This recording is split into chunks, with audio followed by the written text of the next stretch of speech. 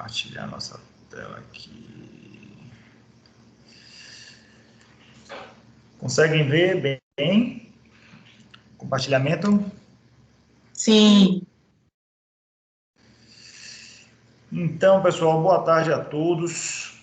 Tá? Iniciamos hoje aí o nosso cronograma de aulas, né? Na semana passada iniciamos a apresentação e hoje estamos no cronograma de aulas que vocês já tiveram acesso.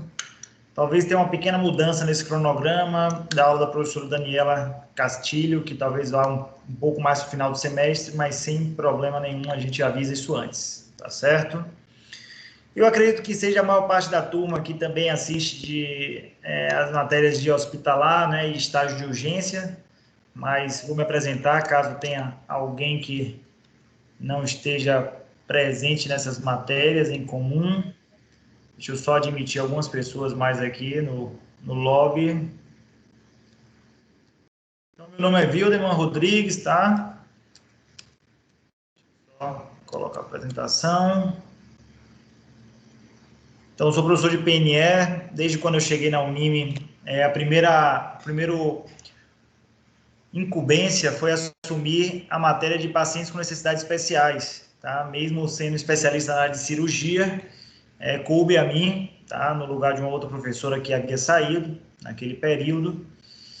E eu aceitei de prontidão essa proposta por vários motivos, tá?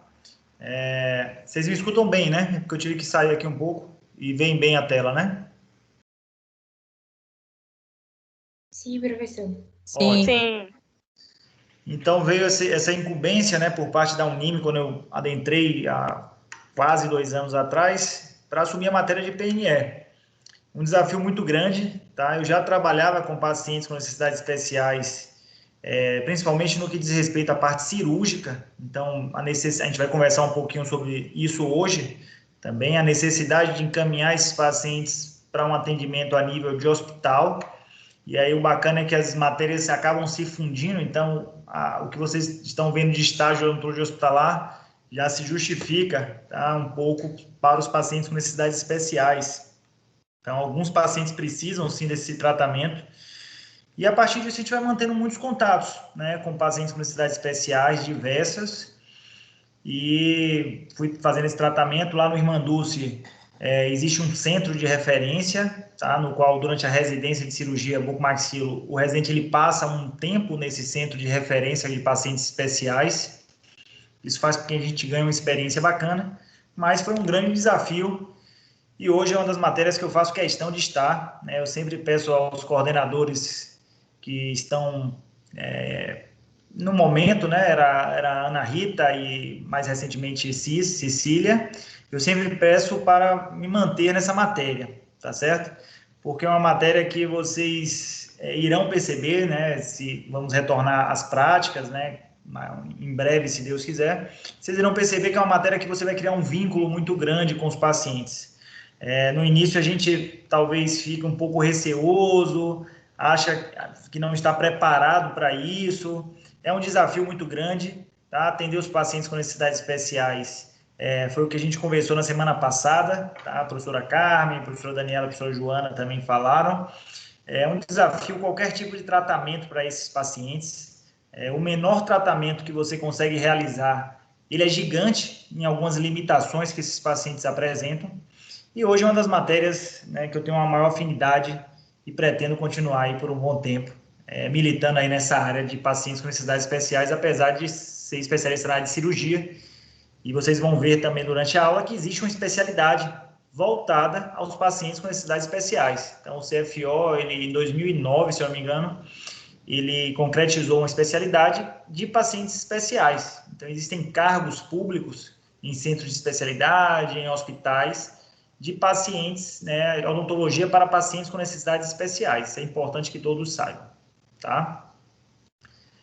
Então, tá aí minha apresentação. Hoje a gente vai conversar, tá? E vocês podem ficar bem à vontade durante a aula, se quiserem parar, acrescentar ou guardarem as dúvidas para o final da aula também. E a gente pode ir conversando sobre esse assunto que a gente vai concretizar esse conhecimento, tá? Então, hoje a gente vai fazer uma introdução geral do paciente com necessidade especial e do paciente com necessidade especial na odontologia, tá? Primeiro a gente precisa conhecer, né, o primeiro passo é conhecer quem são esses pacientes, quais são os perfis de pacientes com necessidade especial. Tenho certeza que vocês já devem estar imaginando diversos pacientes que se encaixam nesse perfil. Na semana passada conversamos sobre isso também, tá? Mas existe um número muito grande de pacientes que se encaixam com algum tipo de necessidade especial, seja ela visível, seja ela sistêmica, né, e a gente consiga avaliar através de exames, tá? Seja ela psicológica ou psiquiátrica, que a gente consiga avaliar através de um exame de anamnese, tá? Mais apurado ao paciente ou ao seu familiar, mas a gente precisa conhecer realmente qual é essa necessidade desse paciente. E aí vem o primeiro questionamento, professor, será que era importante ter uma matéria de pacientes com necessidades especiais? Por que a gente não encaixa esses pacientes em outros ambulatórios, por exemplo, de PROP, de CIAL, né, de FRO? Por que a gente não encaixaria esses pacientes nessas matérias, professor? E precisa ter uma matéria específica para paciente especial. Vocês vão ver que a importância é muito grande, né? Apesar de vocês não estarem realizando os procedimentos específicos, como uma prótese, né? Uma prótese fixa, uma ponte fixa, uma prótese total, né? Como vocês realizam em outras disciplinas, né? Uma cirurgia de um terceiro molar com odontosecção, às vezes vocês não vão realizar, tá? Em pacientes especiais, mas vocês precisam conhecer esses pacientes, principalmente porque esses pacientes hoje representam um grande percentual da população brasileira, tá? Esse percentual aqui, ele foi de 2010, atualizado pelo IBGE de 2010, hoje esse percentual já chega a 26%. Então, em 2010, as pessoas com alguma necessidade especial representavam 23,9% da população brasileira, segundo o IBGE, tá? Mais recentemente, esse censo chegou a 26%, então a gente tem mais de um quarto da população brasileira com algum tipo de necessidade especial. E aí sim se faz a importância da especialidade, tá? Da odontologia para pacientes especiais e a graduação, que vocês tenham sim esse contato. E não é à toa que vocês vão ter esse contato no 10º semestre, que é o semestre que vocês estão, né, mais bem preparados, mais experientes, né, na graduação, por mais que alguns falem, não, professor, eu não estou experiente sobre isso, não, mas imagina você no 2º, 3º, 4º, 5º semestre atendendo um paciente especial, e imagina você agora no 10º semestre. Então, acreditem que vocês estão, sim, mais preparados do que o 5º, 6º, 7º semestre, mas tem muito o que aprender, todos os dias aprendemos bastante, e com o paciente especial não é diferente, tá? Então, diante desse quadro da quantidade de pacientes especiais presentes no nosso país e no mundo, tá? Hoje um quarto da população brasileira tem alguma necessidade especial. Vários institutos, né, se organizam para que os direitos desses pacientes se estabeleçam, tá? Para que os direitos eles sejam exercidos, né, para que esses pacientes tenham direitos importantes que já adquiridos por lei. Tá? Então tem esse grupo que é um grupo importante aqui de pacientes especiais, que é o ProSaúde. O Ministério da Saúde, ele tem uma secretaria de assistência à pessoa com deficiência, tá? Então o governo federal tem isso. Existe uma organização pan-americana de saúde que é voltada aos pacientes com necessidades especiais. Existem grupos de estudos, tá, de pacientes com algumas necessidades especiais na odontologia também, grupos de estudos nacionais, como esse GPETO, tá? E toda a importância que vocês vão ver no decorrer do nosso semestre, tá? Que é o atendimento a esses pacientes.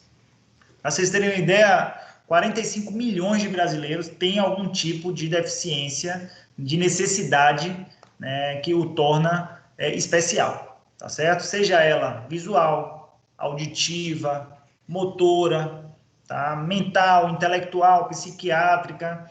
Então, diversas necessidades. Por aqui a gente já vai começando a sentir que realmente os brasileiros eles possuem, né, esse vínculo, né, com o paciente especial muito grande.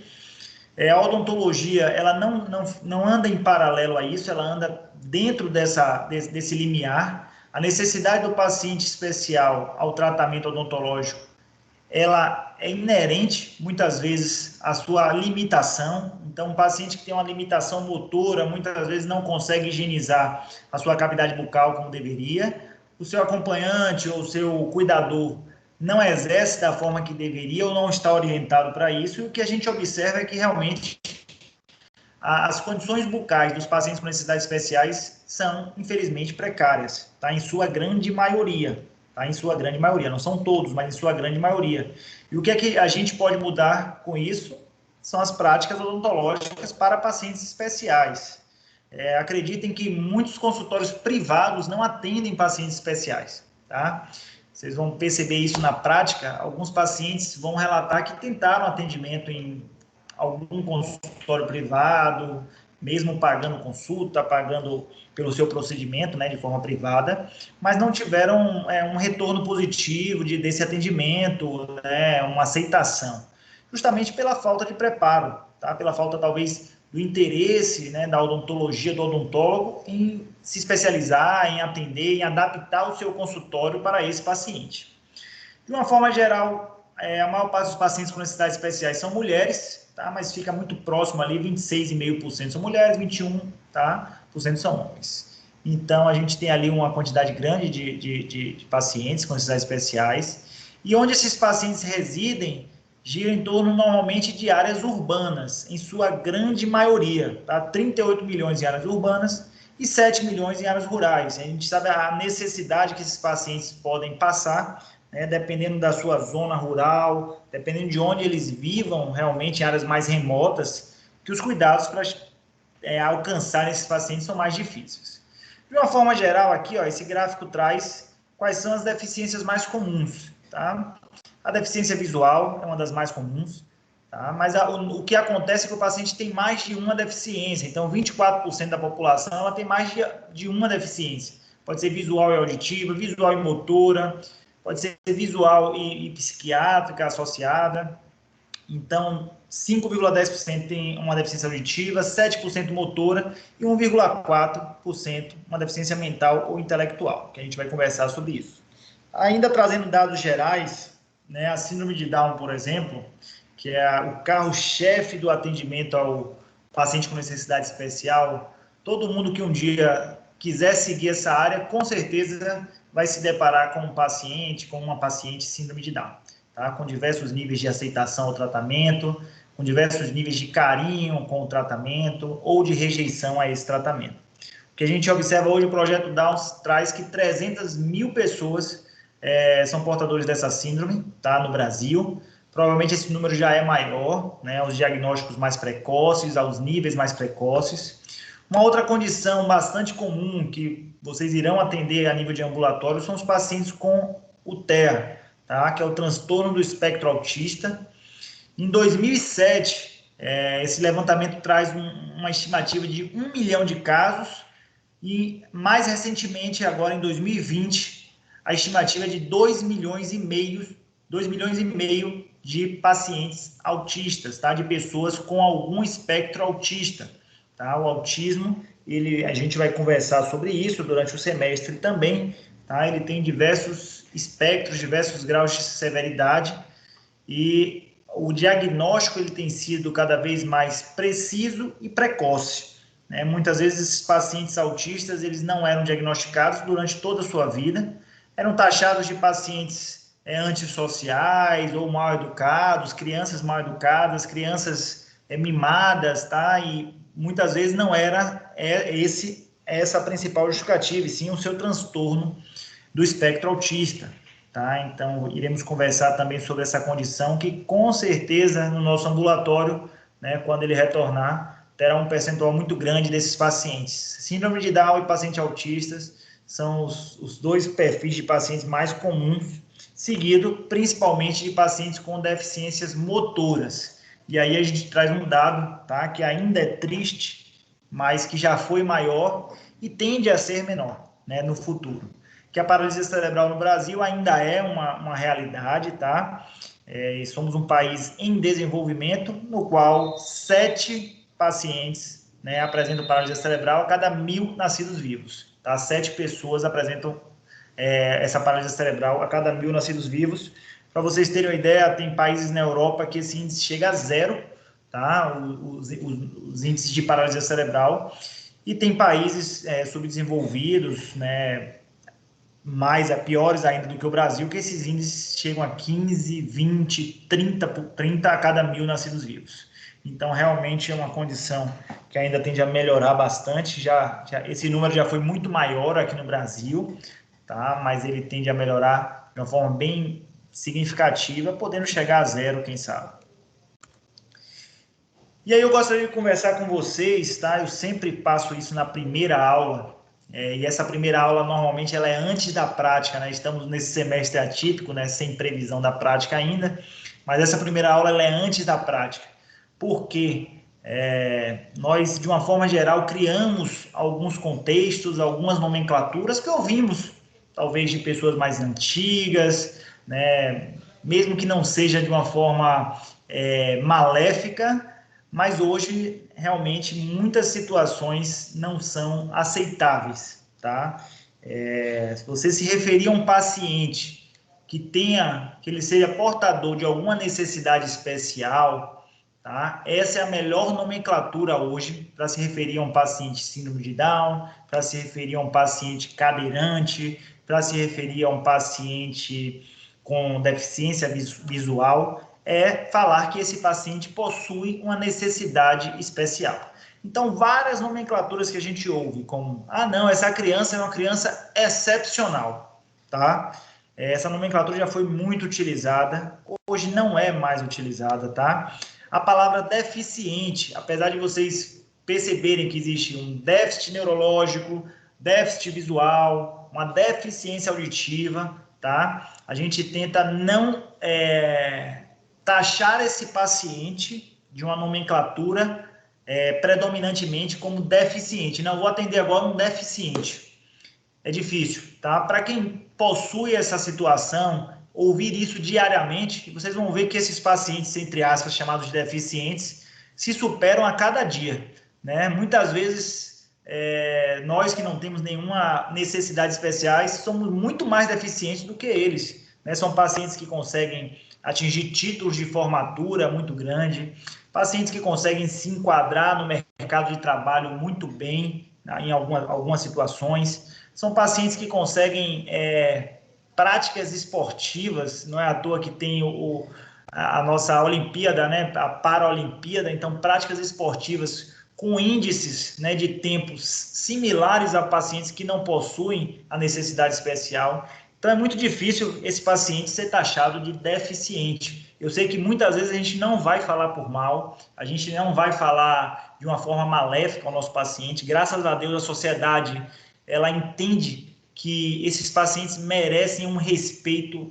maior ainda do que qualquer outro, tá? Então a sociedade ela se estabelece sobre isso.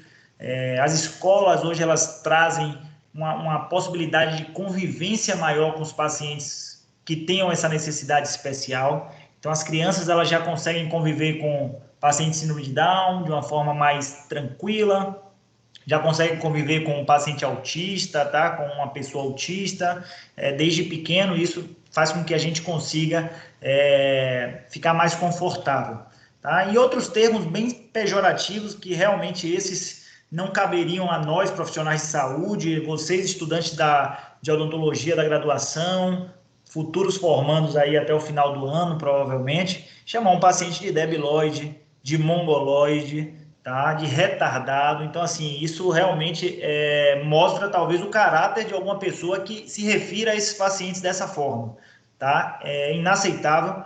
No nosso ambulatório, isso vai ser também inaceitável, o respeito vai ser predominante a esses pacientes. Eu não preciso nem falar, na verdade, quando vocês começam a conviver com isso na prática, já fica bem autoexplicativo, tá? Então, chamar um paciente de incapacitado, não, ele está incapacitado, ele é incapacitado, esse paciente. Então, é difícil. Então, eu corto todos esses termos, tá certo? E o nosso termo principal é paciente com necessidade especial, PNE, tá? Essa é a nossa sigla que vai girar aí em torno do nosso semestre. Eu gostaria que vocês também assimilassem isso para a vida de vocês e corrigissem, né, familiares, corrigissem amigos que retratam, tá? Que se retratam aos pacientes daquela forma que a gente citou anteriormente, tá? Cabe a nós disseminar esse respeito, tá certo? Isso é importante, eu sempre trago isso. E aí, para a gente poder começar esse atendimento ao paciente com necessidade especial, tá? Vários profissionais estarão envolvidos, não só profissionais, como várias pessoas, tá? Nós, da área de saúde, vocês na graduação são os estudantes, os profissionais, naquele momento, são os professores envolvidos na prática. Teremos uma família, tá? Que a gente costuma chamar de família especial. Um paciente especial, ele não é sozinho, ele não fica sozinho. Dificilmente vocês irão atender um paciente com necessidade especial que esteja sozinho. Acontece. Às vezes ele tem um déficit motor, ele consegue, né, manter sua vida, então ele vai sozinho, mas na grande maioria das vezes esses pacientes irão acompanhados de um pai, de uma mãe, de um avô, de um vizinho, de um amigo, tá? Então essa família é uma família também que precisa ser tratada, seja da parte psicológica, física, da otimização do tratamento, tá? Otimizar o tratamento é o que a gente pede na prática do paciente com necessidade especial. Então, imagina vocês que isso acontece com todos nós, tá? Imprevistos acontecem, mas é muito difícil, por exemplo, um paciente cadeirante, né, que precisou sair às 5 horas da manhã com sua mãe idosa para ser atendido lá na Unime por algum de vocês, e quando ele chegar lá, ele recebe a notícia de que o aluno faltou, né? Aquele aluno faltou que não está lá disponível para atender ele naquele momento. Isso é inaceitável, tá? Imprevistos acontecem, com certeza. Esse paciente ele vai ser atendido, nem que seja pelos professores, mas ele será atendido, tá certo?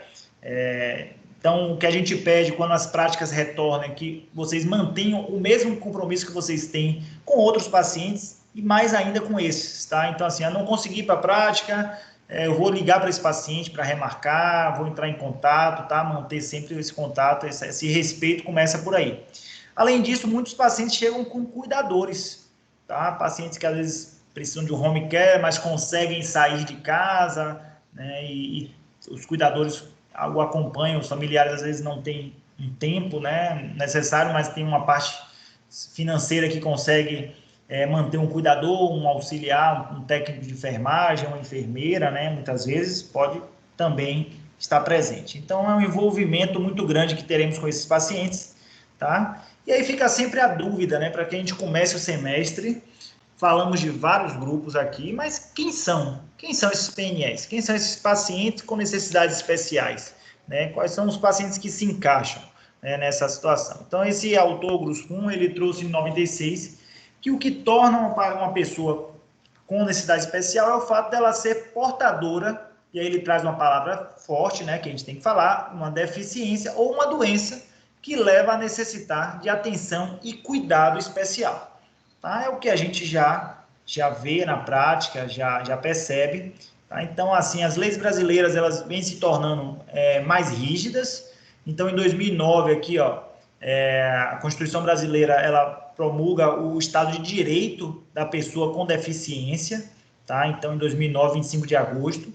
E aí ela garante o acesso desses pacientes, tá? Aquela acessibilidade. Então, hoje, uma obra para ser construída, ela precisa ter a acessibilidade para essa obra. Vocês irão perceber aí mais para frente, quando montarem seus consultórios, que uma das normativas da vigilância, uma das normativas do alvará de funcionamento, é que esse consultório tenha acessibilidade a um cadeirante. E essa acessibilidade, ela começa com coisas simples. A espessura ali, ó, a largura da sua porta, por exemplo, ela tem que ser suficiente para passar uma cadeira de rodas, tá? O seu banheiro, se você tiver um banheiro no seu consultório, ele tem que ter adaptação para a pessoa com deficiência, tá? Ou no seu prédio, por exemplo, tá? Então, ele tem que ter essa adaptação. Então, ele garante direitos. Vocês caminham, né, na cidade e percebem que todas as obras que são realizadas na cidade hoje, né, e já há algum tempo, ela vem pensando no paciente que tem alguma necessidade especial. Tá? Mais recentemente, aqui em Salvador, o prefeito ele vem obrigando que os passeios eles tenham aquele caminho para o paciente que possui um déficit visual. Tá? Então, os prédios eles precisam se adequar, acho que até 2022, para manter aqueles trilhos, né, guias do paciente com deficiência visual. Então, isso é um ganho muito grande. tá? Para esses pacientes. Então, a pessoa com deficiência, ele coloca aquela que tem impedimentos de longo prazo, que é de natureza física, mental, intelectual ou sensorial, os quais, em interação com diversas barreiras, podem obstruir sua participação plena e efetiva na sociedade, em igualdade de condições com as demais pessoas. Então, para essas pessoas, elas têm garantias estabelecidas em lei, têm prioridades, tá? Prioridades em fila, prioridades em atendimentos. Então, e lá na Unime não é diferente, tá? Ela projetado essa nova obra que aconteceu, essa mudança, já foi projetado box um pouco mais espaçados, ali vocês perceberam que alguns boxes têm um espaço maior justamente para um paciente cadeirante, para um paciente que precisa ser atendido. Já atendemos lá na Unime até um paciente na maca. Pra vocês terem uma ideia, a gente conseguiu até ter um atendimento lá em um paciente que estava em leito, tá? Que veio trazido por uma ambulância para um tratamento odontológico. Tá? Então, essa é uma conquista grande. Então, o paciente com necessidade especial, ele pode ter uma alteração, tá? Ou uma condição, que vai ser uma condição simples ou complexa, tá? É uma condição que esse paciente, ele pode estar momentaneamente com alguma necessidade especial, ou ele pode ser permanentemente, né, dessa necessidade especial. E aí, qual seria, professor, essa momentânea? Acho que todos aqui já devem ter passado por isso, de ter tido uma torção no tornozelo, uma torção, uma fratura na perna e precisar usar muletas ou até cadeira de rodas, mas que por algum motivo, um excelente motivo, aí você teve uma recuperação e momentaneamente naquele período que você estava cadeirante, que você estava usando um andador, uma muleta, você tinha sim uma necessidade especial momentânea e você tinha prioridades sim estabelecidas em lei. Outros pacientes paraplégicos, tetraplégicos, por exemplo, já com lesões irreversíveis, né, possuem isso de forma permanente, por exemplo. Tá? A etiologia dessa necessidade especial também são diversas, né? Muitas vezes desde o nascimento do paciente, outras vezes adquirida por um acidente, por uma doença sistêmica, tá? Então, essa etiologia ela pode ser física, mental, tá? Um paciente evolui para um transtorno de ansiedade, um transtorno comportamental, psiquiátrico, tá? Às vezes depois de adulto jovem, isso pode acontecer também. Tá? Ou crianças, né, desde cedo, desde da sua infância, que já são alguns diagnósticos estabelecidos. E o que a gente precisa saber é que esses pacientes precisam de uma abordagem multiprofissional, e nessa abordagem multiprofissional, o cirurgião dentista, o odontólogo, ele tem uma função muito, muito importante, tá certo? É uma função que requer um tipo de treinamento, tá? De habilidade para lidar com esse paciente, tá? Juntamente com outra equipe médica. Então, esses pacientes vocês irão recebê-los no nosso ambulatório com relatórios médicos imensos, às vezes, relatórios psicológicos, psiquiátricos imensos. Então, aquela questão da anamnese, que a gente conversa bastante, né, com vocês, para o paciente com necessidade especial, ela ainda assim vai ter que ser mais minuciosa. Muitas vezes, os dados trazidos pela família não são dados tão pertinentes, muitas vezes esses dados se perdem no decorrer da evolução da doença do paciente, e a gente precisa tentar ter um diagnóstico bem fechado da condição da necessidade especial desse paciente e como iremos estabelecer um protocolo, tá? E aí, para facilitar o nosso entendimento ainda mais de quem são esses pacientes com necessidades especiais, essa classificação aqui de Dualib 98, ele classifica o paciente com necessidade especial em alguns grupos, tá? O primeiro grande grupo que ele traz são os pacientes com má formação congênita, seja ela genética ou não genética. Então, um grupo aqui que a gente vai conversar em aulas futuras, pacientes com fissuras lábio-leporinas, tá? Lábio-palatais, né? Um paciente com lábio leporino, fissura labial, fissura palatina, são várias nomenclaturas que tem para o mesmo paciente. É um paciente que tem uma má formação congênita genética, tá certo? Então, ele pode sim ter essa situação. A síndrome de Down também, tá? É uma má formação congênita. Outras alterações importantes desse grupo, tá? que foi classificado por Dualib, são alterações comportamentais. Então, alguns pacientes não têm nenhuma malformação, mas têm psicoses, neuroses, espectros autistas, tá? Dependências químicas. Então, essas alterações comportamentais, elas se fundem. O paciente ele é dependente químico e tem uma neurose, ou por ter a neurose, acabou tendo essa dependência química, tá? Então, as psicoses, os ataques psicóticos que esses pacientes podem ter, eles acabam, né, entrando nessa alteração comportamental. Alterações físicas adquiridas. E aí vocês vão ver aqui a gravidez. A gravidez torna uma mulher com necessidade especial. Não é à toa que as nossas grávidas têm preferências, tá, em filas de pagamento, bancos, mercados, tá? Então, justamente porque ela tem uma alteração endócrina naquele momento, tá? Momentânea, adquirida, que a torna, né, com uma necessidade especial, né? As gestantes que chegam ali próximo do 9º mês, tá? Que próximo da gestação, elas muitas vezes não conseguem se movimentar, tá? Eu tenho uma colega que teve gêmeos no ano passado. Quando chegou no 8º mês, ela não conseguia levantar da cama, né? Os pés inchados, a movimentação dela já era restrita, então ela tinha sim uma necessidade especial momentânea, tá? Alterações sistêmicas, traumatismos. Então pacientes vítimas de traumas motociclísticos, automobilísticos, agressões físicas, tá? Vítimas de PAF, né, projeto por arma de fogo, podem ser classificados, sim, devido às sequelas que esses traumas causam, em pacientes com alterações físicas adquiridas, tá? Eles se tornam cadeirantes, se tornam tetraplégicos, começam a possuir algum déficit mental, dependendo do que, né, da gravidade do seu trauma. E os pacientes geriatras também se encaixam aqui em alterações físicas adquiridas, tá? E aí, mais uma vez, aqui a gente traz a Constituição, tá, de 1989, que ele regulamenta, né, essa política nacional que vai integrar a pessoa portadora de deficiência. Então, essa é da Constituição brasileira, juntamente com a de 2009, no qual integra os direitos estabelecidos desses pacientes.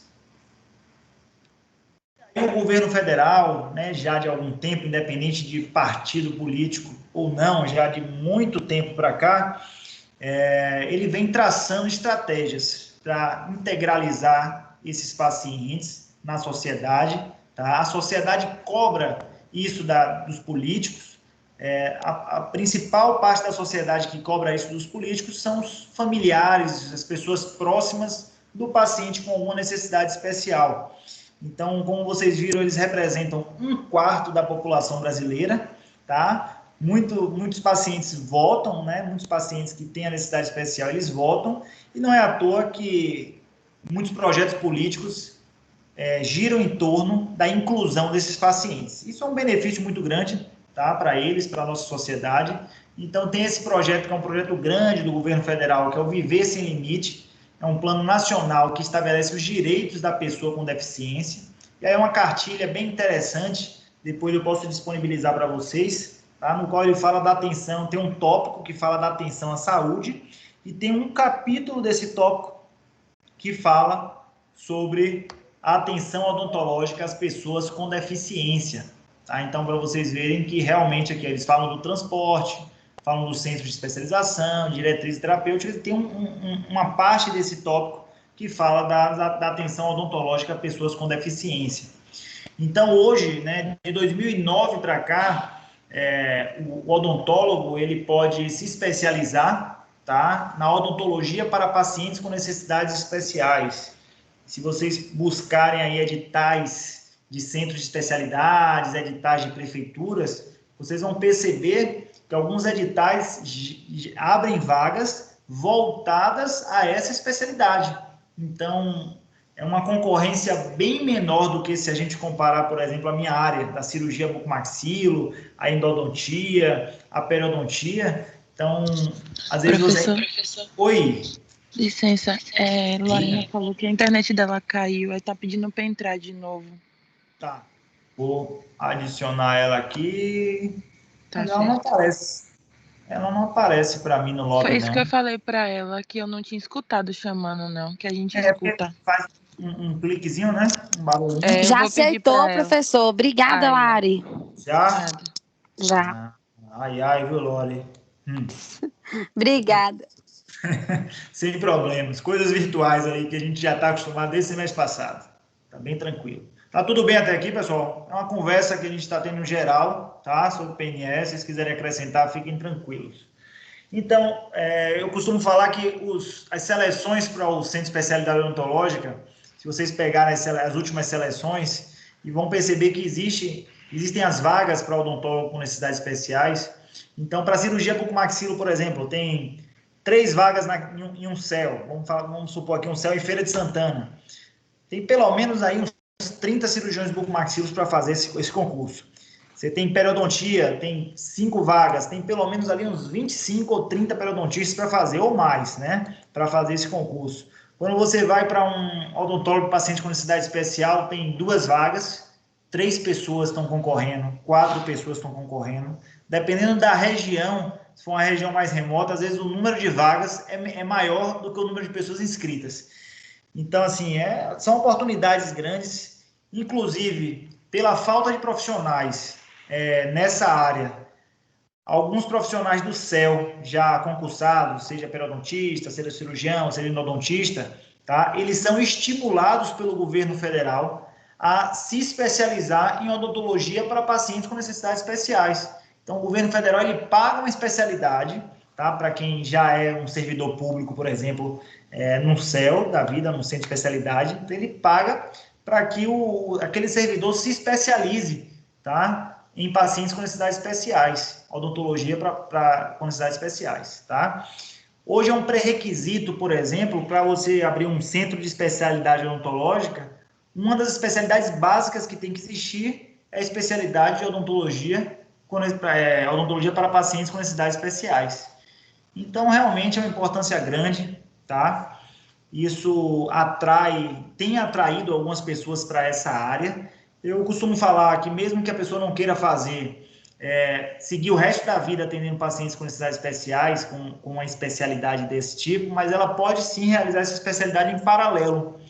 E isso pode ajudar, sim, na inserção de mercado, de trabalho, essas especializações em pacientes com necessidades especiais, provavelmente uma parte dela é AD, isso ajuda bastante.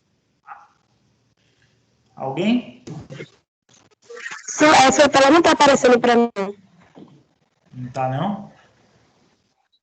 Deixa eu ver aqui. Alguém saiu e voltou. Admitir. Aparecendo para todo mundo? Sim, professor. Sim. Apareceu? Vamos seguindo. Então, é uma dica que a gente deixa, tá? Para que, se algum de vocês tiver algum interesse, né? Pensar, talvez seguir em paralelo o atendimento a esses pacientes. Ainda é um mercado de trabalho extremamente aberto. E aí, adentrando um pouco mais numa classificação internacional, tá? Ali a gente viu uma classificação utilizada em 98, e aí uma classificação internacional de pacientes com alguma deficiência específica, tá? Com algum déficit específico. Santos e Haddad, em 2003, fez essa classificação um pouco mais ampla, tá? No qual ele coloca o paciente num grande grupo de deficientes físicos, tá? Então, ele sequelas de paralisia cerebral, sequelas de acidente vascular encefálico, tá? Então, pacientes que ficam com um lado do corpo paralisado ou uma movimentação um pouquinho mais deficiente, então ele acaba adentrando, tá, nesse grupo de deficientes físicos, tá? Paciente com quadro de miastenia, a gente vai conversar, né, quando falar sobre distúrbios, tá? Os distúrbios neuropsicomotores. Aqui entra um outro grande grupo que são os distúrbios comportamentais. Então, pacientes com psicoses, com autismo, pacientes com bulimia, anorexia, entra com esse distúrbio comportamental. E aí vem esse grande grupo aqui, ó, que talvez alguns de vocês imaginassem que o paciente com necessidade especial não se encaixasse. Né? A gente tem uma matéria na faculdade, na Unime também, que é a matéria de idoso.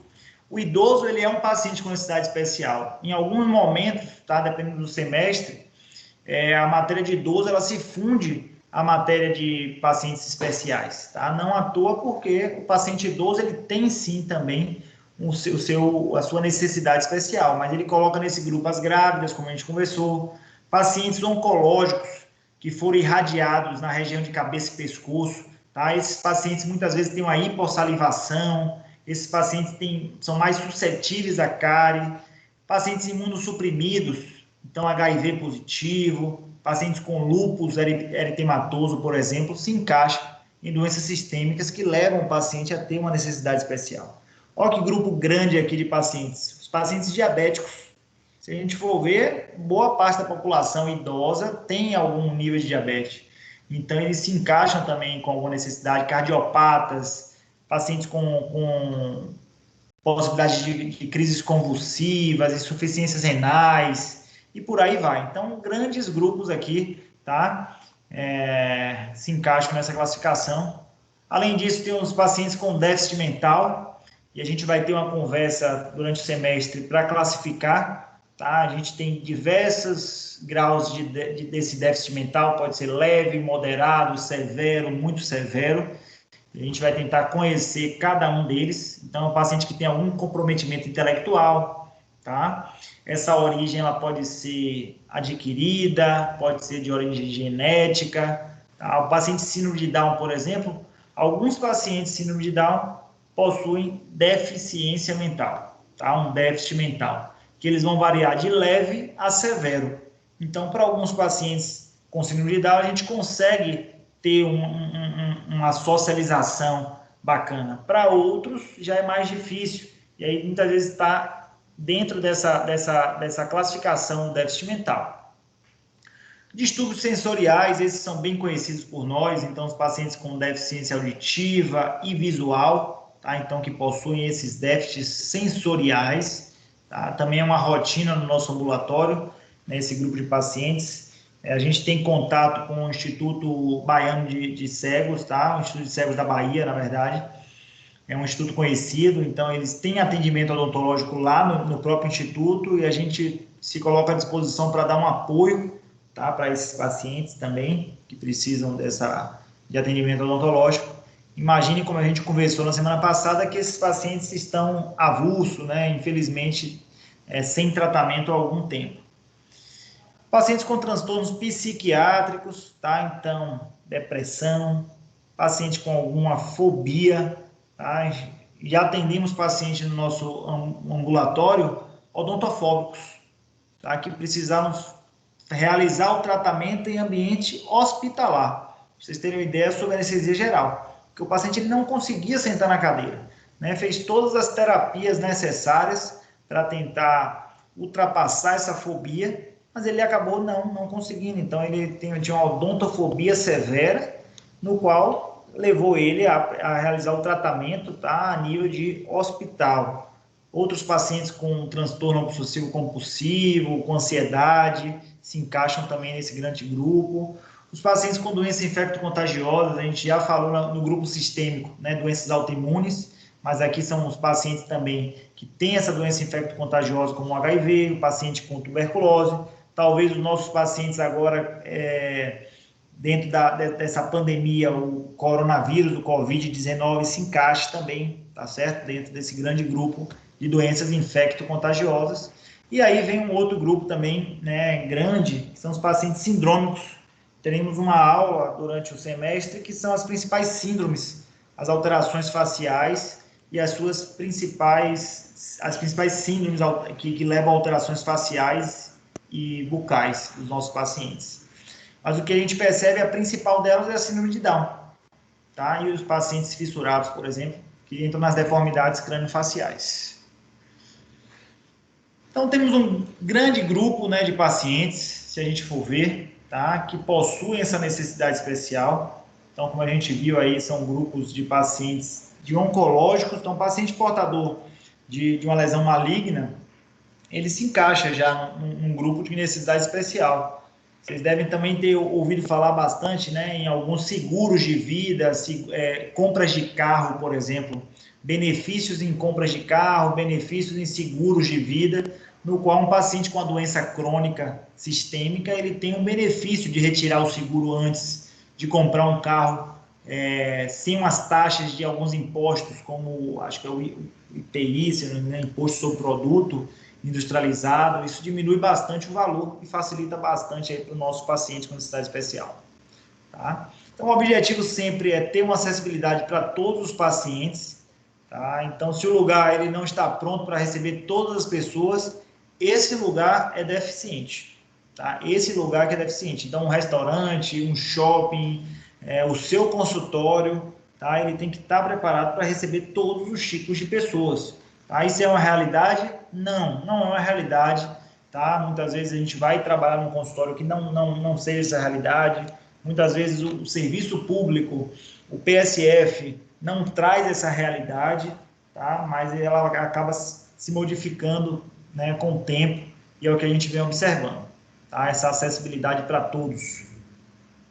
Aqui na Bahia, apenas para que vocês saibam, existem alguns órgãos competentes, né, no qual as pessoas com deficiência, com algum tipo de deficiência, com algum tipo de necessidade especial, eles podem se ater. Então, se eles se sentirem prejudicados, ou algum tipo de preconceito, ou algum tipo de inadequação de obra para receber aquele paciente, né, existe o Conselho Estadual de Defesa da Pessoa com Deficiência, existe a Secretaria de Justiça e Cidadania também, tá? Aqui são os telefones e os endereços para que esses pacientes possam se encaminhar ou ligar, né, relatando o seu problema e a sua necessidade.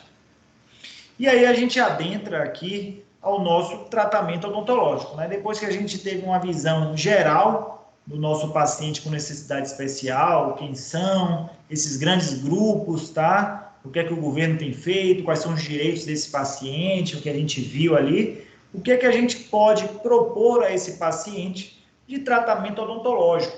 Tá? E aí eu sempre faço aquela pergunta, né? Será que vai mudar muita coisa do tratamento odontológico para o paciente com necessidade especial? Né? A gente fica sempre se questionando.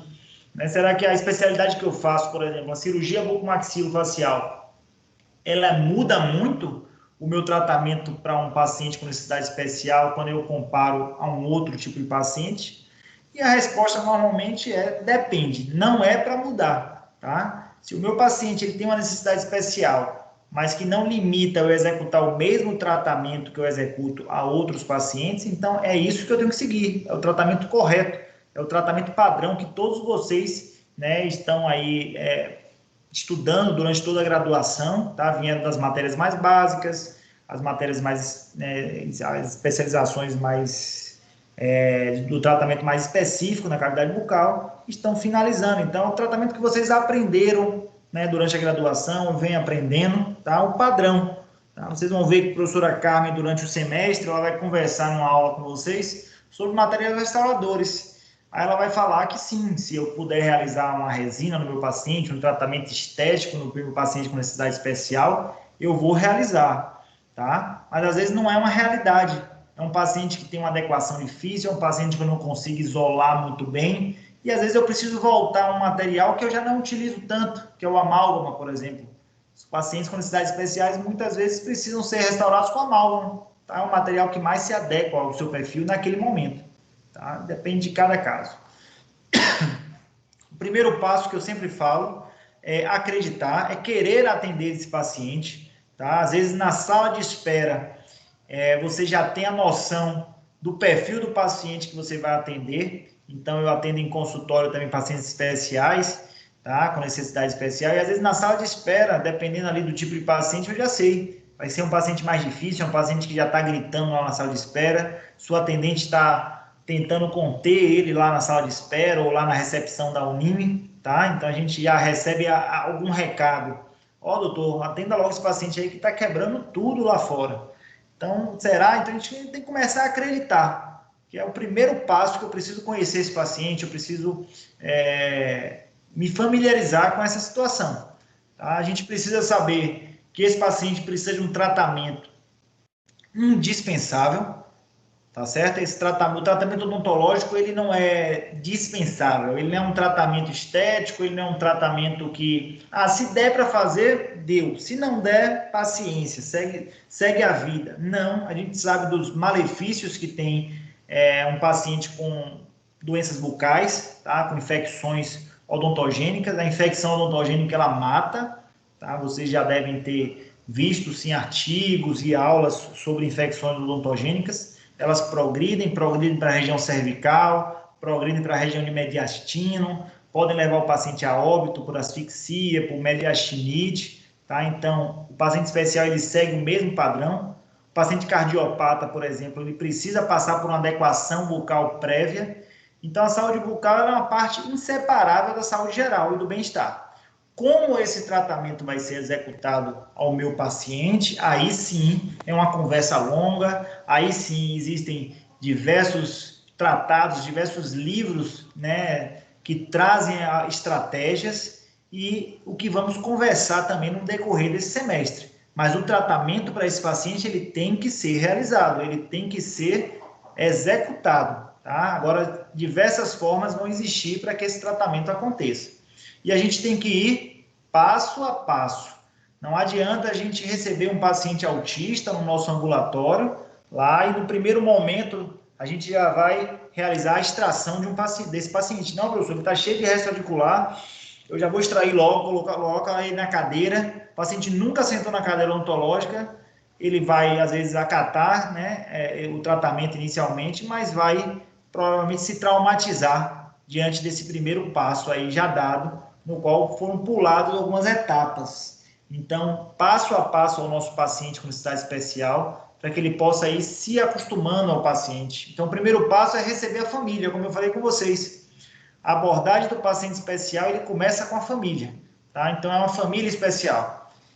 Não sei se vocês têm ou não familiares próximos com alguma necessidade especial, mas vocês irão perceber lá na prática clínica que é uma mãe que às vezes está cansada, é um pai que está cansado, é uma pessoa que abdicou a vida por uma outra pessoa, tá? Isso é um fato, dependendo da necessidade especial que esse paciente tenha, foi uma pessoa que abdicou a vida por outra, tá? Então, muitas vezes ela está impaciente, muitas vezes ela não está psicologicamente tão aceitável. Então, essa família, tá, ela precisa ser abordada, né, como família especial.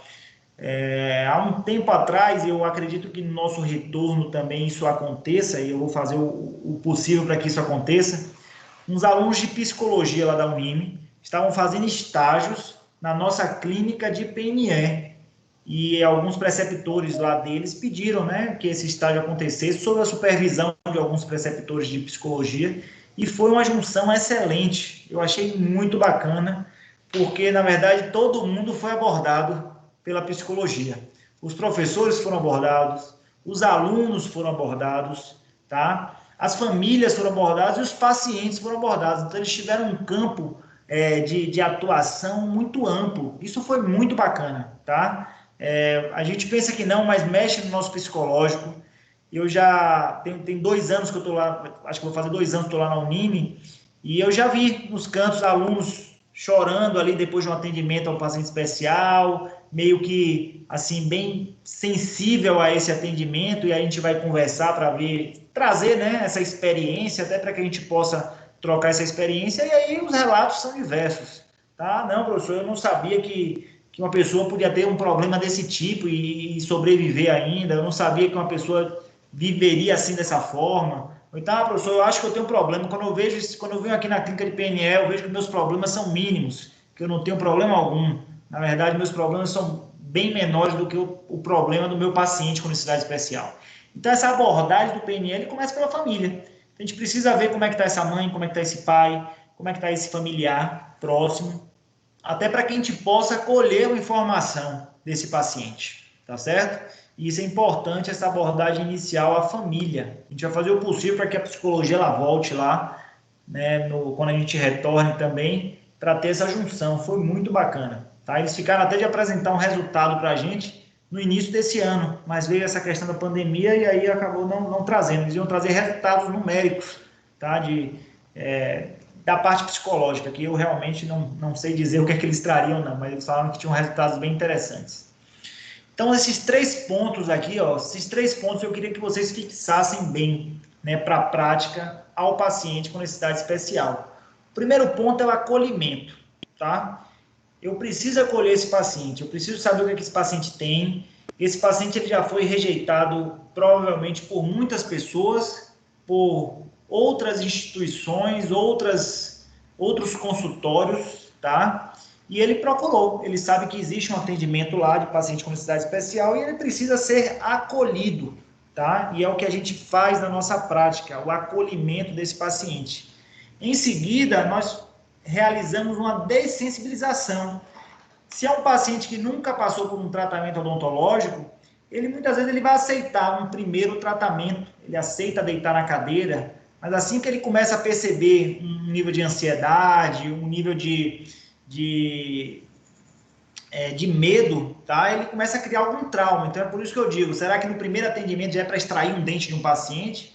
Dificilmente a gente vai fazer isso, tá certo? Porque a gente vai precisar desensibilizar, ou o inverso também pode acontecer, a gente atender esse paciente que passou por um trauma, é um paciente autista, por exemplo, que não quer mais sentar na cadeira, que ele lembra que seguraram ele com força, que amarraram ele, né, na primeira consulta que ele fez, e ele associa já a cadeira odontológica, associa um profissional de jaleco a essa situação. Então a gente tem que desensibilizar, muitas vezes a gente até... a gente atende de pijama lá, né, às vezes, né, com pijama cirúrgico, às vezes a gente coloca algumas figuras, bexigas, às vezes no box, e aí são diversas situações que a desensibilização vai ocorrer, tá? Não sei se eu comentei até na semana passada com vocês, ou se foi na turma passada, tinha um paciente logo na primeira turma da Unime, que eu participei, que ele gostava de Zezé de Camargo, ela gostava de Zezé de Camargo e Luciano, e aí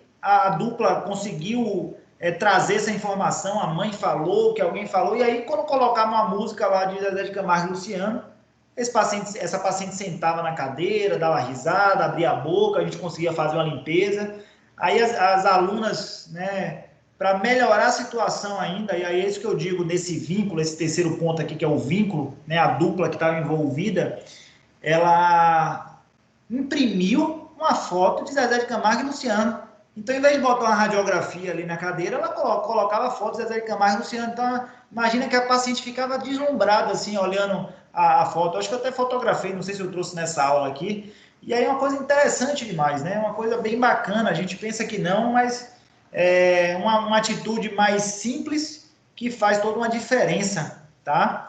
Lembro de vários casos, vocês vão criar, sim, os vínculos de vocês, e é por isso que eu digo, na matéria de PNE, normalmente, dificilmente vocês vão ver a gente cobrar metas. Eu preciso que você faça 10 extrações, 5 canais, 10 restaurações. Dificilmente a gente vai cobrar metas, mas isso não quer dizer que a gente não vai cobrar de vocês. Na verdade, a gente vai cobrar mais ainda. A gente vai cobrar algo que é difícil, que é isso aqui, ó, o vínculo ao seu paciente. Às vezes você vai falar para mim que fez naquele paciente apenas uma limpeza. Ó, professor, eu consegui fazer apenas uma limpeza. Mas diante do círculo que a gente vê ali, do atendimento, desse acolhimento, sensibilização e do vínculo, você atingiu o seu objetivo, tá certo? Se você consegue realizar o tratamento, a extração, a restauração, o canal, excelente, né? Um plus. Mas, às vezes, o vínculo ele pode parar ali em um paciente, por exemplo, tinha um paciente chamado Danilo, 2 metros de altura, né, autista, bem forte. O vínculo que a aluna conseguiu foi colocar ele deitado na cadeira odontológica e fazer um exame. Foi o máximo que conseguiu para Danilo. Tá? Então, assim, Danilo era muito forte, Danilo, ele às vezes ficava agressivo, mas ela criou um vínculo e a única pessoa que conseguia fazer isso foi a aluna que atendeu o Danilo. Não me lembro agora, acho que foi Raquel, não me lembro o nome dela, acho que foi Raquel, isso, a aluna.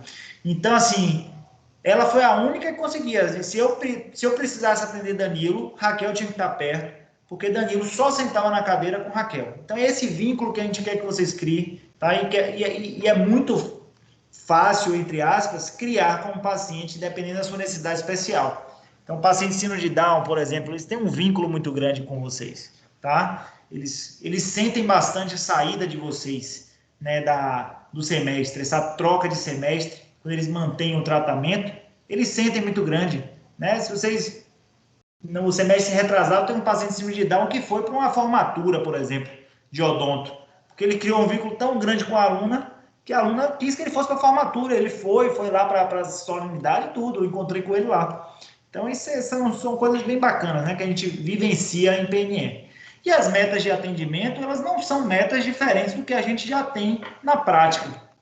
Então, anamnese minuciosa. Então, se eu preciso saber qual é a condição do meu paciente, através do exame de anamnese, né? A gente conversou, até para quem pega o estágio de urgência, a gente conversou sobre essa anamnese. Um exame físico criterioso, e a partir disso eu vou direcionar a avaliação da condição do meu paciente. Tá? Então, professor, o paciente autista tem um protocolo de atendimento? Não tem protocolo. Tem todas aquelas regras que a gente falou aqui anteriormente, né, de acolhimento, de sensibilização, vínculo, tá? Uma anamnese criteriosa, e a partir disso você vai direcionar a avaliação do seu paciente. E aí vai identificar se ele tem alguma peculiaridade comportamental. Então, se ele ouve Zezé de Camargo e Luciano e ele fica mais quieto, vamos trabalhar com Zezé de Camargo e Luciano. Se ele ouve Pablo, gosta de Pablo, vamos colocar Pablo. Se é uma criança que gosta de um vídeo infantil, Galinha Pintadinha, vamos colocar Galinha Pintadinha para ela. E por aí vai, vamos ouvir os familiares. Às vezes a gente sabe, né? Tinha um outro lá, um paciente que gostava, ele só deixava fazer o atendimento porque a mãe levava uma coxinha, e aí deixava a coxinha perto dele. Ele falava assim, não, você só vai comer a coxinha se você fizer atendimento. Então ele passava o atendimento inteiro olhando uma coxinha. E aí depois que fazia o atendimento, a mãe dava a coxinha para ele. Então, assim, são diversos casos, né, de que a gente vivencia. Eu quero que vocês vivenciem, sim, essa prática, vai ser muito importante para vocês. Os exames complementares, como eu também já havia falado, são exames se necessário, tá? Então, se der para solicitar uma radiografia, a gente solicita, uma panorâmica, vai conseguir fazer. Se der para a gente fazer uma periapical naquele momento, também vamos fazer. E aí a gente vai traçar um plano de tratamento específico para cada paciente, tá? Então, a anamnese, conhecer a história do nosso paciente, o diagnóstico. Muitas vezes eles chegam, um paciente sindrômico que já chega com um diagnóstico fechado, né? Um diagnóstico já estabelecido. Tá? Então, ele tem síndrome de Down, ele tem uma síndrome de Gorlin, ele tem síndrome... Então, são diversas, né, síndromes que a gente vai conversar. Atualizar sempre as informações nas consultas de retorno. Às vezes são pacientes que já foram atendidos, já têm fichas preenchidas, mas que mudaram, por exemplo, a medicação. Não usam mais aquela medicação do semestre passado, estão usando uma outra ou já não estão usando nenhuma, tá? Então, atualizar sempre as consultas de retorno, né, se mudou alguma coisa. É um paciente que tem surto psicótico, por exemplo. Então, a última ficha traz que ele teve 2 surtos psicóticos no ano. Mas ele passou esse tempo todo da pandemia aí sem atendimento. Quando a gente voltar lá, eu preciso atualizar, né? Se durante a pandemia, se durante esse período aí diferente, né, para todo mundo, se o surto psicótico ele foi maior, foi menor, se ele teve uma sequência maior de surto, ou se ele não teve surto nesse período, tá? Tudo isso vai ser importante. E uma informação bem importante para vocês e que aumenta muito a responsabilidade sobre esses pacientes. Vocês terão pouca margem para errar com esse perfil de pacientes, tá? Então, assim, isso leva uma pressão muito grande no atendimento, tá? Então, o que a gente fala é otimizar o atendimento. Então, eu vou fazer uma extração no meu paciente. Não dá para, por exemplo, eu não colocar todos os materiais que eu preciso. No meio da extração, professor, peraí que eu vou buscar agora na esterilização o fósseis, número tal, que a gente já tinha falado que tinha que estar na mesa. Nesse período que você foi buscar lá, o paciente já descompensou, já está com surto, já quer levantar da cadeira, já quer sair correndo, entendeu? Porque é um paciente que ele tem que ser otimizado o seu atendimento.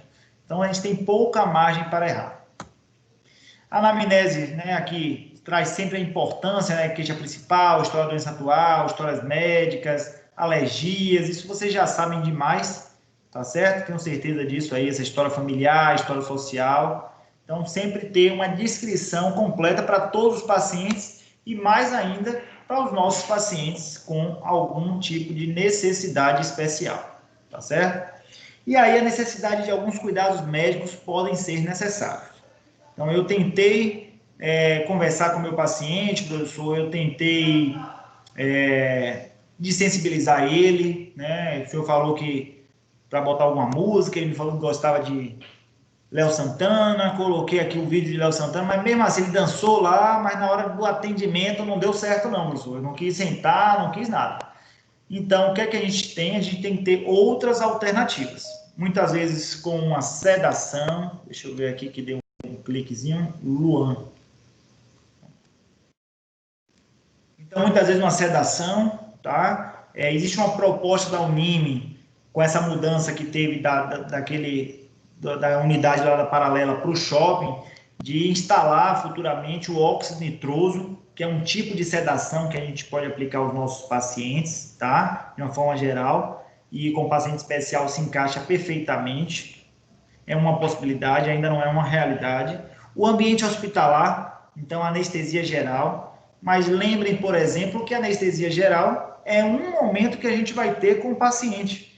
Então, eu não posso, por exemplo, fazer um tratamento periodontal contínuo em um paciente em ambiente hospitalar sob anestesia geral. Vou ter que anestesiar esse paciente semanalmente?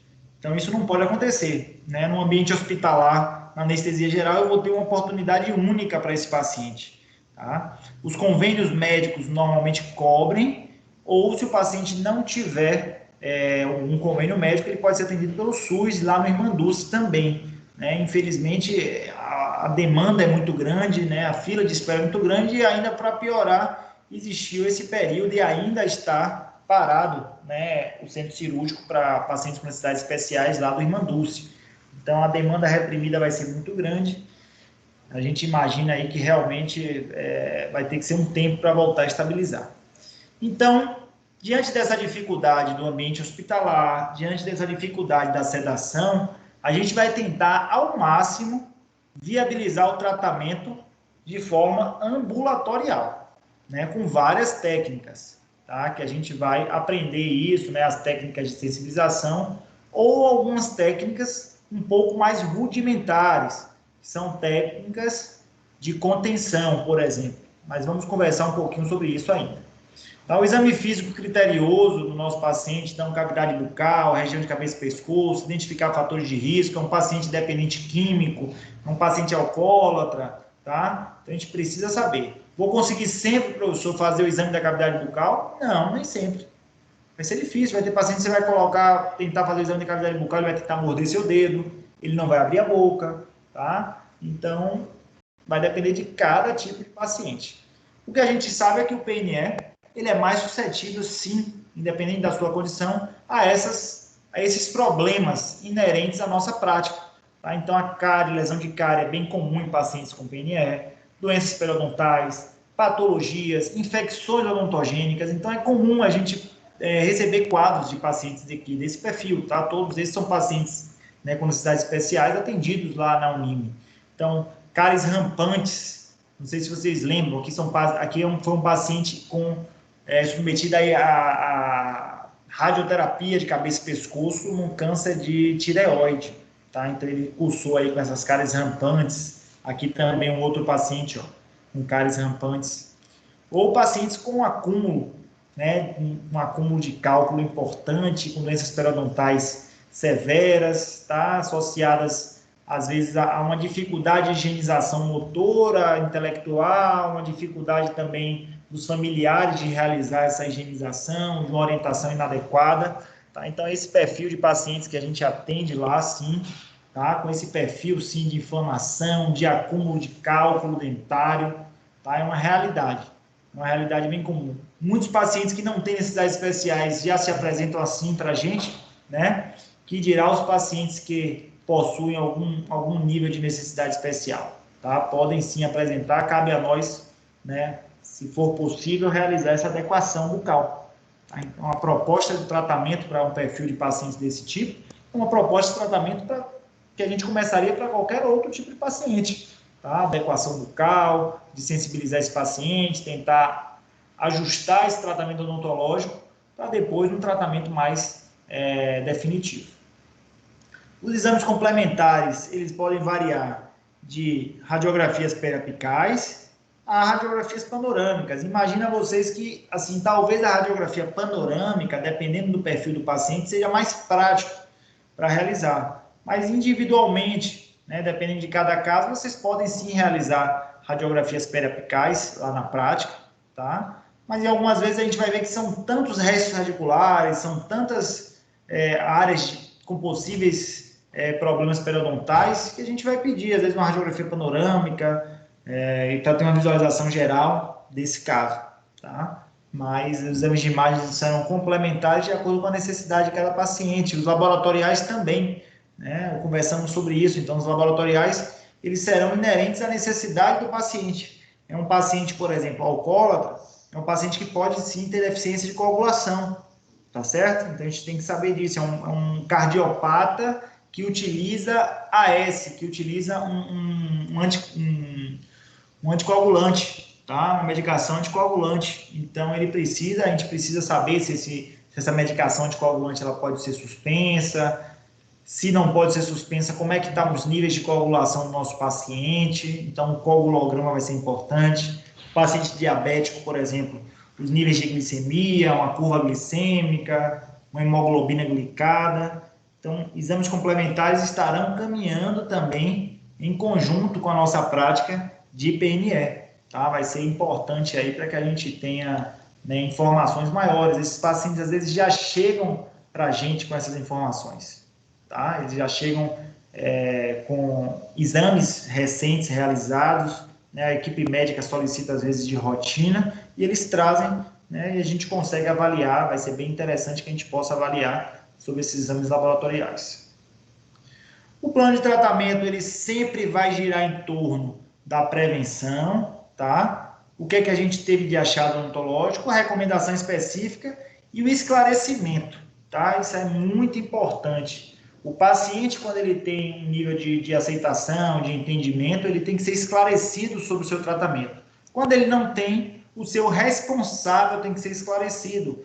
Então, chegam alguns casos de mobilidade em 80% dos dentes, mobilidade grau 3, que aí o plano de tratamento professor, eu preciso remover aqui 10 unidades dentárias desse paciente. Perfeito, tem ali a radiografia mostra, o exame clínico comprova, né, o que precisa, e esse paciente ele tem que ser avisado sobre isso, o seu responsável tem que ser avisado, ele tem que aceitar esse tratamento. Não, doutor, não quero remover 10 não, só quero que remova 2 aqui que está me incomodando, tá? Então isso é importante a gente ouvir, né, e levar ao paciente as consequências também dele não aceitar aquele tratamento, ao paciente ou ao responsável. Então, para todos os tratamentos a gente precisa disso, para o PNE mais ainda. Então, a gente precisa de um termo de consentimento informado, esclarecido. Então, quando a gente tem uma proposta, por exemplo, de conter um paciente especial, né, a gente precisa fazer uma contenção física. Essa contenção física ela tem que ser aprovada pelo seu familiar, tá? Pela mãe, pelo pai, pelo tio. Não, doutor, vamos segurar sim, pode passar ali a faixa de contenção nele, tá? Quando um paciente vai para o centro cirúrgico, sob anestesia geral, e aí a gente fala que é uma oportunidade única, né? Como a gente fala assim, é uma oportunidade única para esse paciente realizar um tratamento odontológico. Então, um dente que às vezes dá para fazer canal, tem que ser removido, às vezes, o dente, né? Um dente que às vezes até dá para restaurar, mas não consegue manter uma restauração ali, pode vir a causar uma dor do paciente, e às vezes tem que ser removido. Então, tudo isso tem que ser informado ao nosso paciente ou ao familiar do paciente, tá? E informado e assinado pelo seu responsável. E ter essa interação. A gente precisa, como eu falei, ter essa interação, né? O dentista tem uma medicação que ele usa que causa problemas de coagulação. Eu vou suspender essa medicação? Não fui eu que passei essa medicação, tá? Quem passou essa medicação provavelmente foi um médico assistente, né, no qual tem algum motivo para esse paciente utilizar. Ela pode ter uma suspensão? Pode, com autorização de quem passou essa medicação, tá? E não minha. Se foi eu que passei, aí sim eu tenho autonomia para suspender essa medicação, caso necessário, tá? Então, essa interação multiprofissional é importante, né? O assistente social, o psicólogo, o terapeuta, tudo isso vai ajudar bastante a gente entender esse paciente. O manejo comportamental, tá? A gente vai conversar ainda no decorrer do semestre sobre isso, né? A forma como abordar um paciente, ele começa desde o olhar, do toque. Isso serve para todos os pacientes, tá? Imagine que o paciente enxerga vocês aí, às vezes, como torturadores, né? Como pessoas que causam muito medo. Então, numa expressão facial de vocês, o paciente já entende que aquele procedimento vai ser mais fácil, vai ser difícil. Às vezes, durante uma extração dentária, uma expressão de preocupação do profissional já pode deixar o paciente, né, mais preocupado ainda, tá? Então, para o paciente especial, mais ainda. Então, o toque nele, o olhar nesse paciente, a verbalização. A gente tenta ao máximo, no nosso ambulatório, é difícil que isso aconteça, eu sei, né? A gente tenta ao máximo manter um ambulatório mais harmônico possível, mas são muitas, né, são muitas pessoas envolvidas, são muitas cadeiras, e a gente precisa, às vezes, dividir com outras disciplinas também. Então, é difícil, às vezes, ter um manejo comportamental, né, verbal, então a gente tentar verbalizar de uma forma mais suave, uma expressão facial mais aceitável a esse paciente. Tá? Uma adaptação comportamental, esses pacientes eles não sabem o que vai acontecer com eles. Tá? Então, é bom fazer a técnica do diga, mostra e faça. Então, a gente pega uma seringa tríplice, por exemplo, eu vou jogar um ar para secar uma superfície dentária. Antes de eu fazer isso, eu mostro para o paciente a seringa tríplice.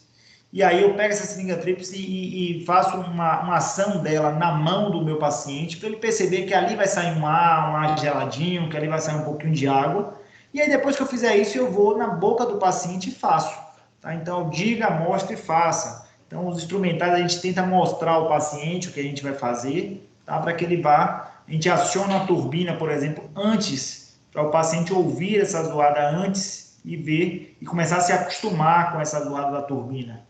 O controle pela voz, sempre tentando acalmar o nosso paciente. E as técnicas de distração, tá? Que eu falei, tem diversas técnicas, de vídeos, a fotos. Tem paciente mesmo, eu lembro uma paciente de Eugênia, que adorava caneta. Então, eu lembro a Eugênia, toda vez que a paciente ia ser atendida por ela dava uma caneta de uma cor para a paciente. Sei que essa paciente saiu com um estojo de canetas, porque tinha essa proposta, assim como o outro tinha uma coxinha, o outro gosta de Zé de Camargo, de Luciano. Então, são técnicas de distração para esse paciente, tá? Bem importante aí seguir. E aí, existem duas escalas que eu gostaria que vocês também fixassem, tá? Essa escala, porque vai facilitar o nosso entendimento. Então, tem essa escala modificada aqui de Frank, tá? Que ela faz uma avaliação do comportamento do paciente. Então, eu tenho uma avaliação que vai de categoria 1 a categoria 4. Tá? Na categoria 1, ele é claramente negativo. É um paciente sem qualquer tipo de cooperação. É um paciente que eu tento qualquer técnica de distração com ele, eu tento desensibilizar, eu faço a técnica tento conter ele, mas ele não tem qualquer tipo de cooperação. Então, ele é claramente negativo. É um paciente que provavelmente só vai conseguir o atendimento a nível de hospital, tá? Sob anestesia geral. Existe um outro paciente que é a categoria 2, um outro perfil, na categoria negativa, mas que ele tem sinais fracos de cooperação. Então, ele senta na cadeira, aí de repente ele já levanta, tá? Ele mexe na cadeira toda. Então, ele não coopera o suficiente para que o tratamento aconteça. Para esse paciente, dependendo do perfil dele, do perfil físico, às vezes a contenção física vai ser suficiente. Tá? Mas se for, por exemplo, um Danilão, que eu estava falando, Danilo, que é um paciente autista de 2 metros de altura forte, dificilmente a contenção física vai conseguir ser feita para ele. Tá? Então, a categoria 2. A gente já vai subindo para uma categoria 3, uma categoria positiva. É um paciente que aceita o tratamento com precaução. Ele senta na cadeira, ele até fica quieto um tempo, mas ele fecha a boca direto, ele fica mexendo no foco, ele tira, pega na sua mão e tira o instrumental. Então, ele tem uma colaboração, mas com uma certa precaução. Então, ele só aceita ali 5 minutos de tratamento. Ele fala, doutor, eu vou sentar aqui, né, mas 5 minutos aí eu já não quero mais. Às vezes o paciente mesmo fala, tá? Ou a própria mãe vai falar, ó, doutor, eu só aguento aí pouco tempo, viu? Então a gente tenta otimizar, ele aceita o tratamento com precaução. Ou a gente vai ter o tratamento ideal, o paciente que todos nós gostaríamos de ter, que é o muito cooperativo, sem nenhum sinal de resistência. É um paciente síndrome de Down que brinca ali com você, que abre a boca, que ele fica quietinho, você aspira, você faz todo o seu tratamento odontológico necessário para esse paciente, que é o mais aceitável. Essas categorias, elas podem modificar? Pode.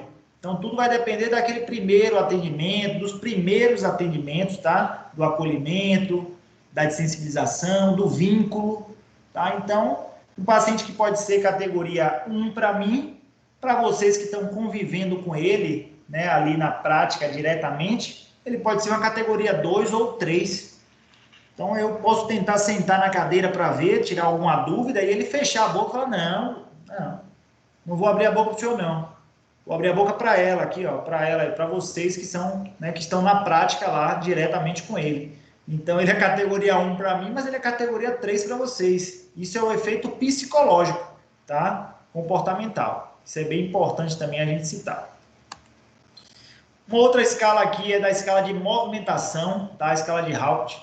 Então, essa escala, ele coloca o nível de movimentação durante o tratamento odontológico, durante o exame, tá? Então, na categoria 1, o paciente tem movimentos bruscos, constantes, que interrompem o exame. Então, ele mexe a cabeça, ele fecha a boca, ele tira sua mão, tá? Ele impede que o exame aconteça e ele torna arriscado o tratamento odontológico, por exemplo, com uma lâmina de bisturi, com uma sonda exploradora, por exemplo, tá certo? Então, isso é importante aí que vocês saibam. Pacientes que têm esse tipo de movimentação criam um alerta para a gente, né, de cuidado, tanto para que a gente não venha ferir o paciente, para que a gente não venha se ferir também, tá? Temos muitos materiais pérfuro-cortantes, principalmente no que envolve a parte cirúrgica, que esses movimentos bruscos podem sim levar a acidentes importantes, tá? No grau 2 aqui, ele tem movimentos constantes que impedem o movimento. Não são movimentos bruscos, mas são movimentos de retirada, são movimentos que ele fecha a boca, mas ele abre daqui a pouco, mas fecha a boca de novo e abre daqui a pouco. Então, às vezes, a gente tem que colocar um mordedor para manter essa boquinha aberta, tá? No grau 3, ele tem movimentação, mas que é controlada e não interfere no procedimento. É um paciente que fica mexendo muito a língua, é um paciente que às vezes ele mexe um pouco a cabeça, mas não o suficiente para interferir no seu procedimento, tá? Ele quer às vezes descansar um pouco mais, então ele pede para fechar a boca. E um outro paciente é um paciente também ideal, que seria o grau 4, que não tem nenhuma movimentação, ele coopera e não movimenta, ele fica meio que uma estátua ali no tratamento odontológico, que é o que a gente mais gostaria de ter, né? A gente quer um paciente que fique ali um tempo, 1, 2, 3 horas, parecendo uma estátua de boca aberta, né? Então, a gente consegue aí, a partir desse momento, realizar vários tratamentos, né, para esse paciente. A gente sabe que, mesmo o paciente que não seja portador de necessidade especial, dificilmente a gente vai conseguir alcançar um perfil desse, tá certo? E aí vem a dúvida, professor, tentei realizar tudo que o senhor falou aí, de sensibilização, a gente já fez de tudo um pouco, e ele não colabora. Ou ele colabora muito pouco, né, que não é suficiente para que a gente trate esse paciente. Vamos fazer o quê? Vamos pensar em possibilidades de conter esse paciente na cadeira, tá? Então, ele já foi conversado, o familiar já está sabendo, tá? Então, a mãe fala, não, doutor, pode segurar, vamos segurar ele sim. É uma criança, tá? É um paciente com um porte físico um pouco menor, tá? Ou então um porte físico maior, a gente pode fazer uma estabilização com as cintas, né? Parece bem rude, né, quando a gente fala e quando a gente vê, mas esse é um tratamento que vai acontecer lá na frente, né? A gente já tentou todas as outras alternativas para que isso não acontecesse, né? Então, para o bem do paciente, a contenção às vezes vai ser necessária. Então, a gente tem a contenção aqui, tem a terapia do abraço. Então, a mãe, dependendo do porte físico do filho, ela pode colocar ele no colo, tá? E abraçar, isso já vai dar uma confiança maior. Então, todo mundo vai estar envolvido nessa história, desde do assistente ao primeiro aqui, ó, que está realizando o procedimento, a mãe. Então, assim, a contenção é uma contenção firme, mas com cuidado, para não machucar o nosso paciente também, tá? Eu costumo falar, a gente não está brigando com o paciente, A gente não está lutando com o paciente, não é para dar um mata-leão no paciente ali, porque pode ter problemas sérios, tá? Então, a gente precisa estabilizar as movimentações dele. Tá? Eu falo mata-leão, estava brincando aqui, teve um aluno, acho que no semestre retrasado, que ele lutava jiu-jitsu, ele falou, não, professor, qualquer coisa aqui eu dou uma chave de braço. Para com isso, a gente não está brigando com o nosso paciente, a gente está contendo movimentos desse paciente. Às vezes 2 pessoas vão ser suficientes, às vezes 5, 6 pessoas, mais aqui o familiar, tá? Para que a gente possa. Então, a prática de PNL ela é em dupla. Mas vai ter hora que no box de vocês vão ter 5, 6, 7 pessoas e vocês precisam, isso também faz parte, né, desse vínculo, dessa prontidão. Acabei meu paciente cedo, professor, aqui a prática é até meio-dia, mas eu acabei 10 horas, estou indo, professor. Já fui, vou ali fazer um lanche ali na McDonald's. Não, você vai ficar aqui na prática, porque tem sua colega aqui do lado, eu acho que vai precisar que você segure o paciente dela. E olha aqui o que acontece, ó. Tá certo? Então, assim, claro, se precisar às vezes sair mais cedo no dia, claro que a gente não vai ser tão rígido assim. Mas imagine que na prática de PNL, às vezes eu precisar de 6 pessoas num box, tá? Para segurar um pacientezinho. E aí imagina que quem está realizando o procedimento aqui precisa fazer isso de forma bem otimizada. Então não adianta ficar ali, né, fazendo de uma forma mais lenta. Eu sei que cada um tem seu tempo, tá? Então a gente precisa otimizar. Tá? Deixa eu avaliar aqui se ainda tem tecido de cárie, então tem que avaliar rapidamente isso. Tem, não tem, vou usar o quê? Né? A extração, cadê todos os materiais? Imagina que a gente está aqui segurando esse paciente, por exemplo, e aí eu peço a alavanca reta. Não, professor, não tem alavanca reta, não. Não, eu preciso de alavanca reta aqui para esse paciente. Não, então vamos buscar a alavanca reta lá na esterilização. Imagina quanto tempo esse paciente vai ficar com um monte de gente em cima segurando ele. A gente perde todo o parâmetro do tratamento a partir daí. Tá certo? A estabilização física, às vezes é uma estabilização só da cabeça do nosso paciente, tá? Ele tem uma deficiência ali de motora, né? No qual uma estabilização apenas da cabeça do paciente, sempre com cuidado, com delicadeza, tá? Vendo a possibilidade de não causar traumas ao nosso paciente, não causar danos aos nossos pacientes, tá? Terapia do abraço, tá? As mães aqui, ó, às vezes abraçam o paciente, a gente coloca. Existem algumas cintas que a gente pode passar aqui com velcro, que a gente passa aqui na cadeira, para segurar um pouquinho o nosso paciente, tá? E aí tem técnicas que a gente faz de abridores de boca com espátula, mordedores. Tenham muito cuidado, né, quando forem avaliar ou realizar o tratamento de pacientes com necessidades especiais, porque eles podem levar a ter lesões de mordedura, tá? No dedo, então, dependendo do perfil facial, da força mastigatória, a lesão no dedo pode ser importante. Então, nunca colocar o dedo na boca do paciente, se não tiver, por exemplo, um apoio de um mordedor. Então, o auxiliar, ele é responsável, muitas vezes, para manter esse mordedor aqui com espátula que a gente faz. Tem dedeiras, às vezes, que a gente faz também com acrílico, tá? A gente precisa ter muito cuidado com esse perfil de trauma que pode acontecer. E aí, realmente, uma outra opção é a nível de centro cirúrgico, anestesia geral, ambiente hospitalar, anestesista, tá? No qual que o paciente está entubado, né? Intubação nasal, foram realizadas extrações dentárias, foram realizadas restaurações, mas imagine que a gente só tem uma oportunidade para fazer isso, né? Uma oportunidade dentro de um período, por exemplo, de 6 meses, 1 ano, né? Então a gente tem uma oportunidade, tem que fazer tudo numa oportunidade única, mas que não é tão fácil para conseguir, é um tratamento oneroso. Então, se ele tem um convênio médico, às vezes consegue. Se ele tem, ou pelo SUS, ele também tem que seguir, né, lá, normalmente no Hospital Irmã Dulce, que tem também uma demanda grande.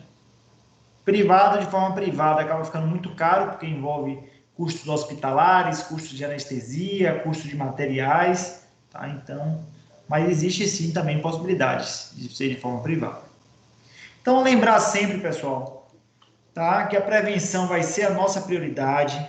Se a gente puder, de forma precoce, atender os nossos pacientes, também vai tornar o paciente mais, a aceitação do nosso paciente melhor para o tratamento, tá? E manter os controles periódicos, tá? Esse é o nosso principal objetivo. Como eu falei, o mercado de trabalho está aberto, tá? É uma especialização na odontologia. Os campos de trabalho do paciente para odontólogo e pacientes especiais giram em torno de CEL, né? Os hospitais, as clínicas privadas e, mais recentemente, a odontologia de home care. Né? Algumas já tem aqui em Salvador, acho que duas empresas que fazem atendimento domiciliar do paciente para tratamento odontológico. Você leva um consultório móvel, tá? Que aí você consegue realizar assim o tratamento, claro, né, com algumas limitações. A especialidade, como eu falei, ó, ela é reconhecida pelo CFO. Desculpe aqui, eu falei 2009, 2001, tá certo? 2009 foi aquela outra lei lá que a gente estava conversando, mas em 2001 essa especialização ela foi reconhecida pelo CFO. Mesmo assim, depois de quase 20 anos, né, 2021 aí faz 20 anos, o mercado de trabalho ainda está aberto para esse perfil de pacientes, tá certo? Aqui é um fluxograma, né? Quando vocês começarem a trabalhar nas unidades, vocês vão ver, né? Então, se vocês trabalharem no PSF, por exemplo, professor, eu trabalho no PSF, eu não vou atender paciente especial, vai sim, você vai acolher, vai avaliar. Se conseguir tratar, ótimo. Se você não conseguir tratar, você vai encaminhar esse paciente para um centro de especialidade odontológica, que se conseguir realizar o tratamento, ótimo. Se não conseguir, ele vai encaminhar para um hospital ou unidade de referência, tá? Que normalmente retorna depois do tratamento para a unidade básica. E aí cria esse ciclo. Como eu falei, o paciente ele precisa do tratamento. O tratamento ele precisa ser executado. Como ele vai ser executado é que a gente vai ter estratégia. O tratamento odontológico ele não é dispensável para o paciente com necessidade especial. Não consegue realizar, não. Tratamento para esse paciente, deixa para lá, esquece. Não pode, porque a gente sabe que o dano pode ser muito grande. Esse paciente pode vir a óbito por uma infecção odontogênica, né? Então, isso é importante que o tratamento ele seja executado. Como ele vai ser executado e onde ele vai ser executado é que a gente precisa amadurecer isso. Tá? E é sobre isso que a gente está conversando nesse momento. Para que a gente tenha um sucesso do nosso tratamento, né, a gente vai melhorar em muito a qualidade de vida desses pacientes. Imagine que esses pacientes, muitas vezes, eles não conseguem relatar o que está sentindo, né? O seu familiar, sua mãe, seu pai, muitas vezes, consegue se falar, doutor, ele está com dor nesse dente. Mas ele não está falando, ele está apenas apontando ou tocando, ou dependendo, ele fica até batendo na região onde está doendo. Então, a gente está dando uma melhoria de qualidade de vida para esse paciente. Tá? A gente vai dar um apoio tanto para a família, como as outras especialidades. Então, a odontologia ela tem uma função muito, mas muito importante para o nosso paciente com necessidade especial. Tá certo? Terminamos um pouquinho antes. Vocês fiquem à vontade para qualquer dúvida, se quiserem conversar sobre alguma outra coisa. Deixa eu só tirar aqui o compartilhamento da tela. Ok, tirei aqui o compartilhamento da tela. E aí, pessoal, tudo tranquilo? Alguma dúvida? Todo mundo calado? Eu acho que só na prática que a gente vai sentir como é. Perfeito, perfeito. A prática, ela vai demonstrar tudo que eu estou falando aqui. A gente consegue ter uma ideia, mas na prática vocês vão perceber realmente o que a gente está falando que consegue se aplicar perfeitamente, tá? Essa terapia aí dos tratamentos. Pessoal, eu estava conversando ontem até com Cecília, na verdade ela até conversou com alguns professores, tem alguma coisa aí da questão do acesso ao AVA, ou Teams pelo acesso ao AVA, mas eu acho que ainda não está totalmente consolidado sobre isso, não. Então, não vou antecipar nada, a gente vai manter esses encontros, tá? Nesse horário como está mantido. Vocês têm alguma informação diferente disso, só para eu poder ter ideia?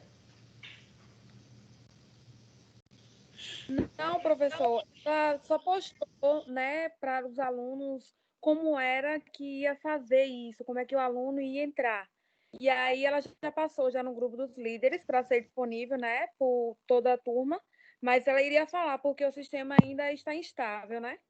Pronto. Voltou a normalizar, foi ontem umas 3 horas mais ou menos. Fora isso, não tem tipo de novidade. Tá, a gente vai manter esse encontro, tá? Normal, até que alguma outra informação modifique por algum motivo, tá? De horário, mas assim, Por enquanto, mantido o mesmo link, tudo direitinho aqui, às quartas-feiras, às 13 horas. Ok? Tudo certinho, então? Então, boa tarde a todos. Vamos se despedir virtualmente. Até mais. Até a próxima. Tchau, Até mais, Pro. professor. Boa tarde. Tchau.